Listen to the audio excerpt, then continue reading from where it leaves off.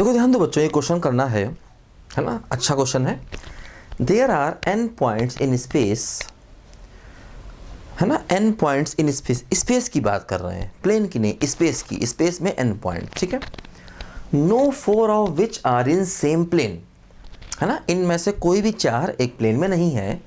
With exception of m points which are in same plane, मतलब कह रहे हैं कि m पॉइंट जो है वो एक्सेप्शन है और वो एक प्लेन में है। टोटल पॉइंट्स n है, n में से m पॉइंट्स एक प्लेन में है।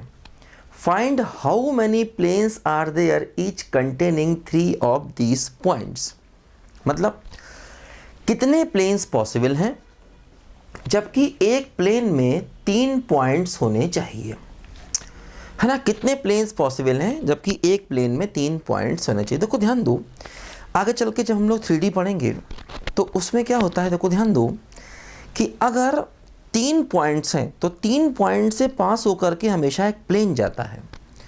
तो हम कहते हैं 3 पॉइंट्स जो हैं वो एक प्लेन को बना देते हैं, ऐसा हम बोलते हैं।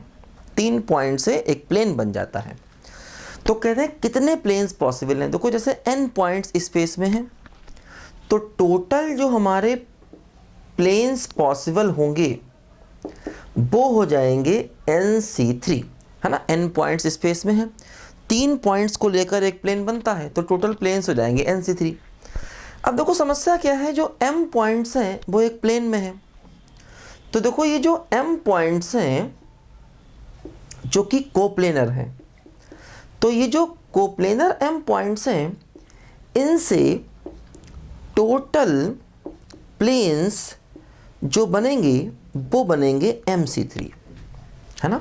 टोटल n पॉइंट्स हैं तो टोटल प्लेन्स बने nc3। जो m पॉइंट्स एक प्लेन में हैं इनसे प्लेन बनेंगे mc3।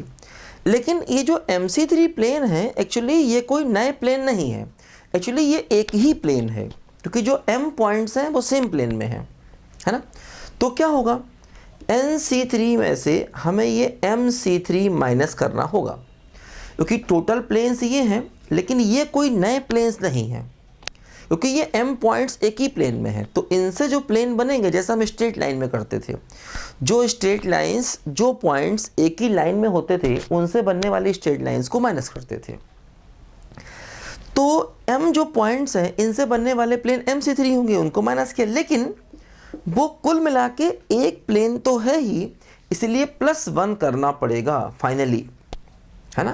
क्योंकि total number of planes nc3 होंगे लेकिन जो m पॉइंट्स एक प्लेन में हैं इनसे कितने प्लेन्स बनेंगे mc3, लेकिन ये कोई नए प्लेन्स हैं ही नहीं, इसीलिए इनको माइनस करके, लेकिन कुल मिला के ये एक प्लेन तो है तो इसलिए +1 करना पड़ेगा। ध्यान दीजिए, nc3 माइनस m3 +1, यही हमारे क्वेश्चन का फाइनल आंसर हो गया।